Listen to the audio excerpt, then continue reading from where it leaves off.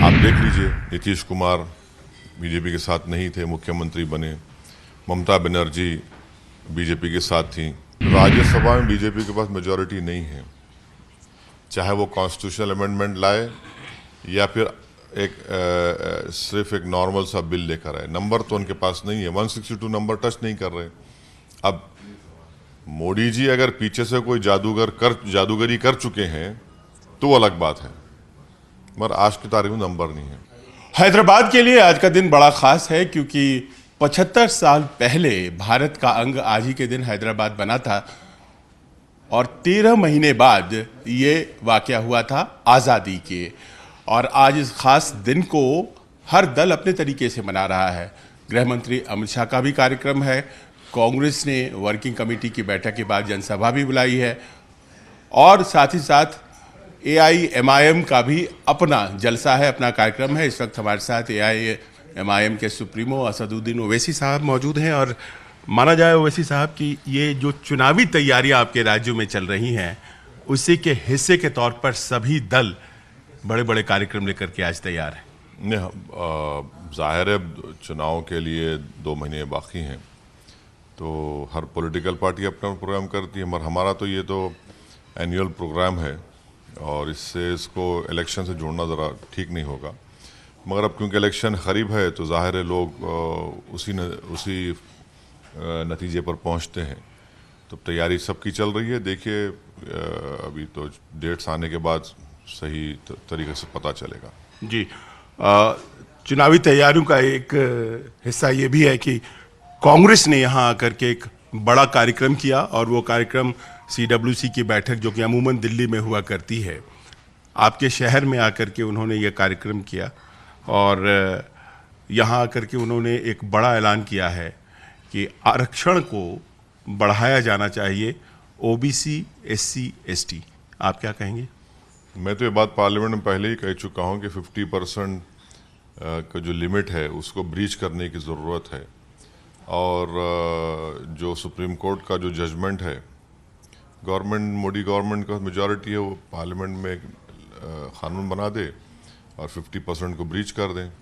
क्योंकि अगर 27% जो OBC को रिजर्वेशन मिल रहा है वो तो उनकी आबादी में 60% ज़्यादा है वो लोग, और जो लोग 10% है उनको 50% मिल रहा है।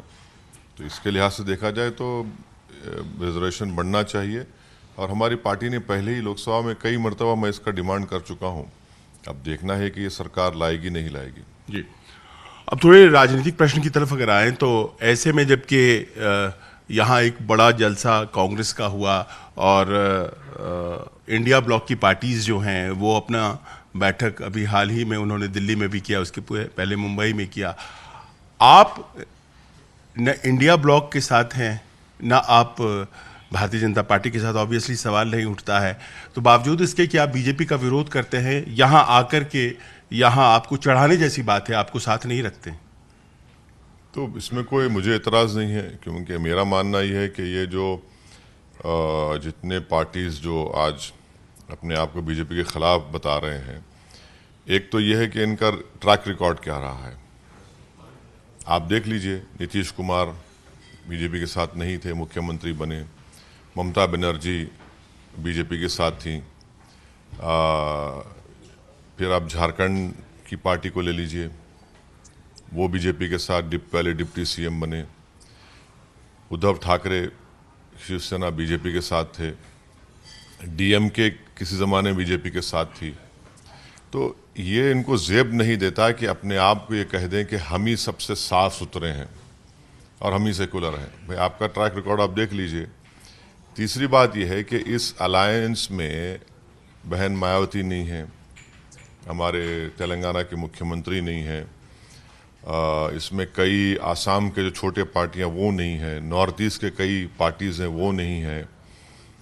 बहुत ज़्यादा नंबर है पार्टी का जो इनके साथ नहीं है। अब ये लोग ऐसा समझ रहे हैं तो हम कुछ नहीं कह सकते, उनको समझने दीजिए, मगर हम अपना काम तो करेंगे।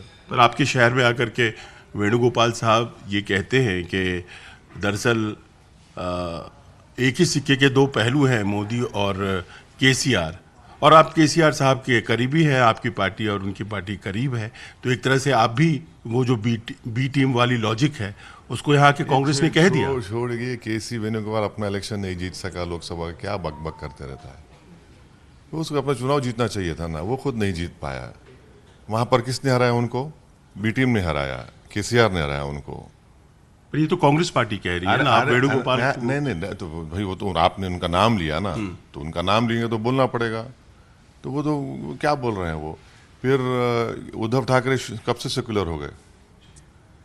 आप तो उन्हीं को महाराष्ट्र के चुनाव में आपने जनता को ये पैगाम दिया था कि अगर उद्धव ठाकरे को और मोदी को रोकना है तो ओईसी को वोट मत दो।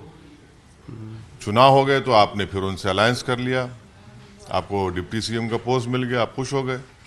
तो यही तो हम कह रहे हैं कि ये लोग तय नहीं कर सकते कि कौन सेकुलर है कौन कम्युनल है। आप तो कॉम्प्रोमाइज कर चुके हैं। हम ये कह रहे हैं कि यकीनन बीजेपी को नरेंद्र मोदी को रोकना जरूरी है कि वो तीसरी मर्तबा इस देश के प्रधानमंत्री ना बने। मगर आपका पोजीशन क्या है बहुत से इश्यूज के ऊपर, वो आप बता दीजिए। आप बता ही नहीं पा रहे हैं। आप ही ने तो यूएपीए के कानून को बीजेपी का सपोर्ट किया था 2019 जुलाई में। आज जो यूएपीए में जो कई लोग 3-3 साल से 4 साल जेल में सड़ रहे हैं, इसीलिए कि कांग्रेस ने सपोर्ट किया था लोकसभा राज्यसभा में। बेल ही नहीं मिलती उसमें, और बेल मिलने के लिए आपको बर्डन ऑफ प्रूफ एक्यूज पर आ जाता है। बर्डन ऑफ यानी इतना गंदा कानून अमित शाह ने लेकर कर दिया, तो आपने सपोर्ट किया, तो आज आप बोलते हैं हम ऐसा हो रहा है। तो ये इनका अपॉर्चुनिस्टिक पॉलिटिक्स है, और इससे इनका रियलिटी से कोई ताल्लुक नहीं है। लोगों का बोले जा रहे हैं। आप बताइए कैसा होगा, क्या होगा। अब ये तो अपने आप में बहुत इम्पोर्टेंट हो जाता है ना असद साहब के आप यूपीए 1 के दौरान आप हिस्सा रहे, एक दौर वैसा भी रहा, और फिर अब यह है कि इतना बिखराव हो गया कि आप उनके खिलाफ बोलने को मजबूर हैं। हाँ, तो यूपीए के ज़माने में 2004 से 2012 तक हम साथ थे। फिर उस वक्त के आंध्र प्रदेश में जब किरण कुमार रेड्डी के खिलाफ नो कॉन्फिडेंस मोशन लाया गया था, तो जो तेलंगाना के कांग्रेस के एमएलएस थे और आंध्रा के जो एमएलएस थे वो इनको सपोर्ट करने नहीं थे। हम खड़े होकर असेंबली में हमारी पार्टी ने सपोर्ट किया था किरण कुमार रेड्डी की सरकार को, जब हम लोग अच्छे थे। न्यूक्लियर डील के ऊपर नो कॉन्फिडेंस हुआ।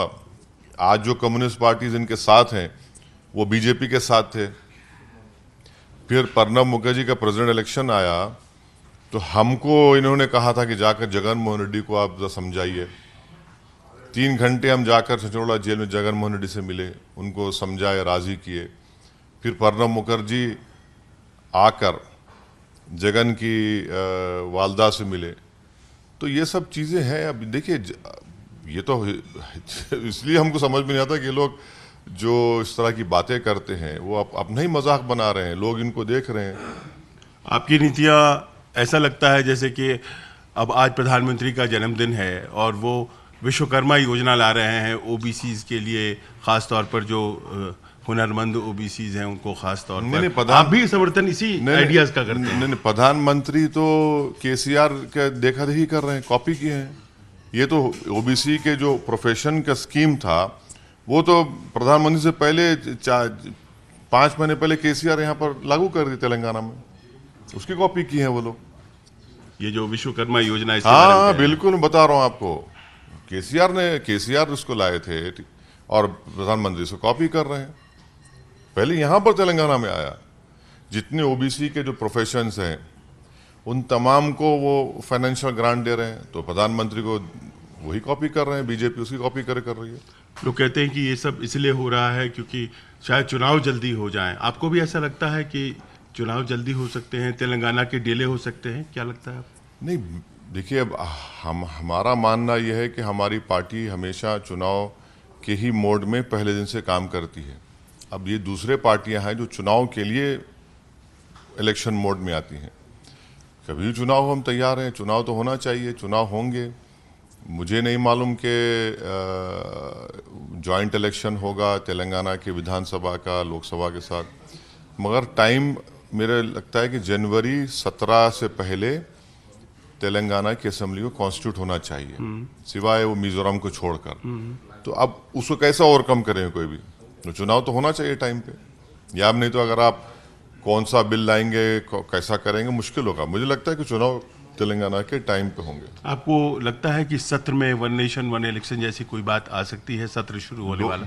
राज्यसभा में बीजेपी के पास मेजोरिटी नहीं है, चाहे वो कॉन्स्टिट्यूशनल अमेंडमेंट लाए या फिर सिर्फ एक नॉर्मल सा बिल लेकर आए। नंबर तो उनके पास नहीं है, 162 नंबर टच नहीं कर रहे। अब मोदी जी अगर पीछे से कोई जादूगरी कर चुके हैं तो वो अलग बात है, मगर आज की तारीख में नंबर नहीं है। ये आखिर में आपका ध्यान मैं खींचना चाहूँगा जम्मू कश्मीर में घट रही घटनाओं की तरफ। आतंकवाद अभी भी वहाँ पर वो अपना फन काढ़े खड़ा है, हमारे जवान मर रहे हैं। बिल्कुल। और ऐसे में धारा 370 के विड्रॉल का आपने विरोध बीजेपी ने जो प्रोपोगंडा किया था कि 370 खत्म हो हम कर दिए और आतंकवाद दहशतगर्दी खत्म हुई, कहाँ खत्म हुआ है?